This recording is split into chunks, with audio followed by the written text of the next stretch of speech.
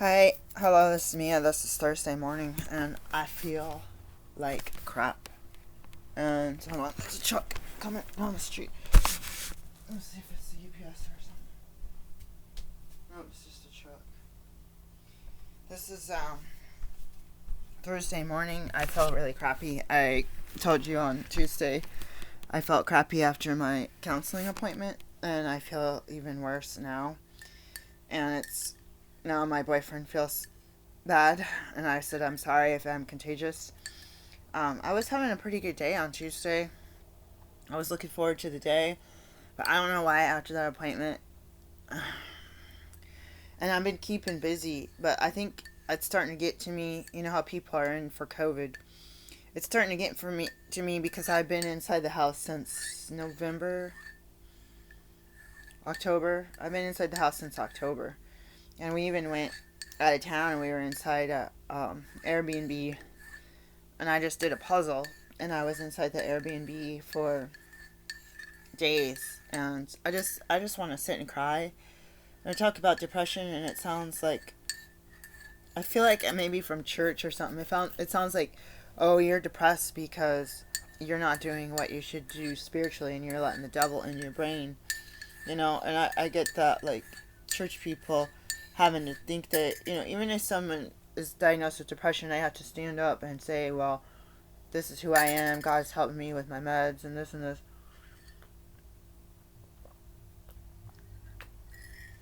Just because they're strong in their treatment plan doesn't make me think that they have to stand up and justify their behavior in front of church. And it makes me feel like it's naughty, like you have to be pardoned.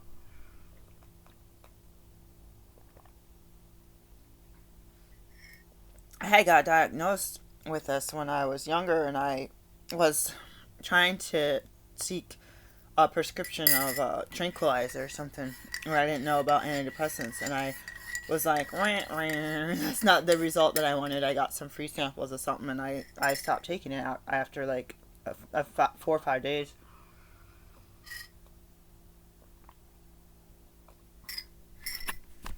I could feel my brain just shrinking up, and my creative side and everything. So, and I don't know. Even I got that food yesterday. I still feel off. I don't know what it is. I still feel off. I still feel just like, even had a patient contact me for something that took me all day yesterday, and it felt good. And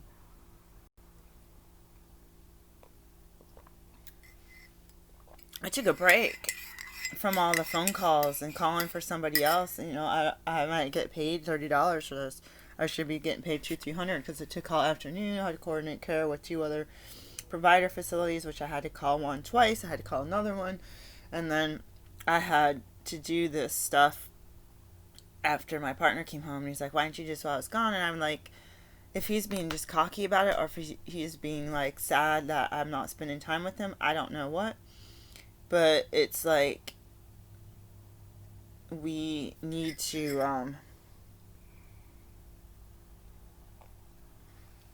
or I needed to take a break. I needed to stop yesterday. I was eating up all this raw food that cost me an arm and a leg. I needed to do the stuff that I can do.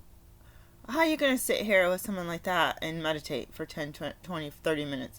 How are you going to sit there like that and do yoga on the TV and the remote control is broken? He fixed it. But it's like,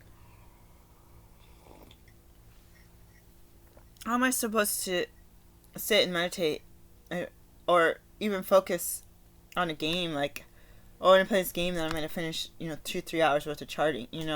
I had these goals and these gifts and these prizes to try to calm my mind down. And then it's like, everything on my list, I'm going to do this, I'm going to do this, I'm going to do this, goes in the trash. So it's like, I'm glad that I stopped to meditate. I'm glad that because I was running back and forth, the computers and the phone, and trying to pull up the patient's personal information, and the person can't read, and they had an issue with something that you need to know. So medical terminology, and it also is very serious. when it comes to medications. I'm not even prescribing them. I'm just working as a English interpreter. I call myself. You get a call her clinic and try to talk to her doctor. They're not going to talk.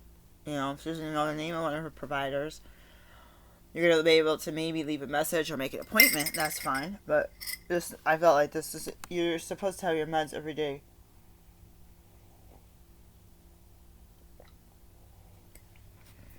But I really enjoy having this patient as a patient, and I just want to say that I'm grateful because there's something I could do, and all I could do is leave messages. And I said I don't want to authorize the medication because the pharmacy is all connected to her primary care clinic. You know, that would have been the easiest thing to do. You know. But I don't want to manage. There's certain drugs and meds, and if people have a combination of drugs and meds, I'd say I don't like. I didn't put you on that. I didn't mix that with a whole bunch of other stuff. I'm not sure that I would even do all that. Maybe I would, but I don't want to take over something that I think that first do no harm, and that to me is her practitioners think that that's what she needs and that's what she's been on. That's on them. If I find a discrepancy, I'm going to speak up about it, of course, but I don't want to take responsibility. I don't know how to describe it.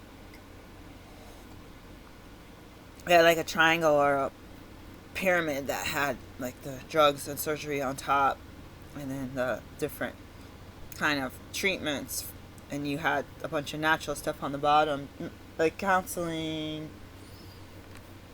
herbs, supplements, lifestyle change, diet change, hydration, exercise, movement, social situations. You had all that, you know, and it's just bad. I saw Sophia had posted a video a couple of days ago, her doc, Declutter, Organize, and Clean. I should be watching every one of these series, but I like her random, like, chit-chat this, check-in this. I don't know about the dumpster diving or the bulk day pickup stuff on the side of the road. That one's kind of cool, too. But, I mean, usually when it comes down to it, I used to watch every single video that she posted. And, like, last time I tried to watch it, I didn't even watch it to the end because she was cleaning her boys' room. I think it's not just to clean, like, okay, I have to clean the kitchen. Okay, I have to clean the living room. Okay, we have guests coming in, we have to do this. Okay, I have to do this. Paint. Okay, I watched all those. Maybe it's different because I was in a house when I was watching that. And it's like, I don't have a room. I don't have a kitchen. I don't have a dishwasher. I don't have a refrigerator. Or I have a tiny little one. And I just feel like...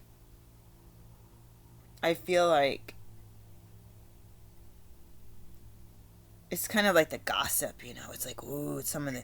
what's a juicy story about her life and her health and her husband's job, and what's that gossip that you hear, the chit chat about her city, and you know, the coronavirus going on, how's it at work, does she know anyone who's sick, like, you know, that. And I will admit it, it says in the Bible and Proverbs that gossip is tasty. Oh, how we love to swallow it, or oh, how we love to, you know. I have a little picture in my other Bible, but I feel even crappy. I couldn't sleep for a little while last night. I had to go eat the rest of my nuts. I kept having to go to the bathroom after drinking this tea.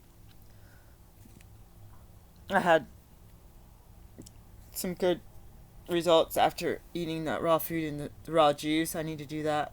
I need to do more of a variety of my food, and my beverages and my juicing. But I don't know if I had to get some salt and some protein in me last night, because I freaking couldn't sleep. I was frustrated, angry. And then this guy, this prepper, they keep watching. My boyfriend doesn't like me watching this guy. He was talking about HIV in the air. I know someone already mentioned that the virus is mimicking some of the things that HIV. I have an appointment right now. I have to get on it. I'm not And I was like, oh, I am a doctor. I forgot. I was going to say, I'm not a doctor. I was like, I'm not a scientist, but I'm not a scientist. I've taken probably more science classes than a lot of scientists have. Like, literally, the credit hours. I could run a lab. I could run a blood lab and a nasopharyngeal and urology lab right now. But I just had to go for it. Like, I kind of miss being that free-spirited, like, hippie chick. Like, I kind of really miss being, like, so, like, didn't care about anything, you know. I just stand behind you and put my underwear on because it's time for me to do my appointment. I don't want to do it without any underwear. But I miss being, like, that free spirit, like, that one has I forgot that one has a wire in it. I gotta wash those and, I just want to cry about it. Like, there's something really strong about being in recovery and knowing that you used to control your emotions and your buzz and your partying and your atmosphere contributed to the buzz that you got. And there was certain flavors and scents and, you know, stuff that you could use, like Vicks, to increase your endorphins mixed with your substance. And, you know, I don't do that, and because I don't take psych drugs or any temporary even painkillers, I'm at a stage where I'm just I gotta get into this appointment, guys. Like, I'm at a stage right now where it's like I feel like that stuff numbed me, and it's like it didn't heal you. You weren't missing that, like, unless you were missing serotonin or something. But sometimes you are missing what they give you, and sometimes you're not, and it's a different kind of, like, opiates don't take away your pain, but it makes you forget about the pain. So I'm gonna get ready for my appointment because I am late. I am really late. Oh my god. I'll have to turn this off. No, I don't know where the link is. Oh my gosh. I was on the NA meeting and I wanted to check in here because I hear people talking about losing their husband, or someone said 2 weeks ago they lost their husband. She had 22 years or something sober or clean, and I just cried. And I said, I have to be careful too. I have to be careful too because I am an empath, and I have to be careful of, you know. I had this thing called Link. Here it is. I'm an empath too, so I could sense these people's feelings, and it's like I got to get on a different meeting. I got to get on something more positive. Not saying that my NA meeting's not reminding me of being a newcomer. The newcomer coming in and saying they're struggling, and all these newcomers, they come in the meeting and they got this passion and they got this power and they got this, I don't know, it's like there's something about it that it's like I felt like I wanted, it's scary. I heard some of these newcomers and people coming out of treatment, I wanted to be a newcomer, you know. I wanted to, as soon as this video starts, I stop.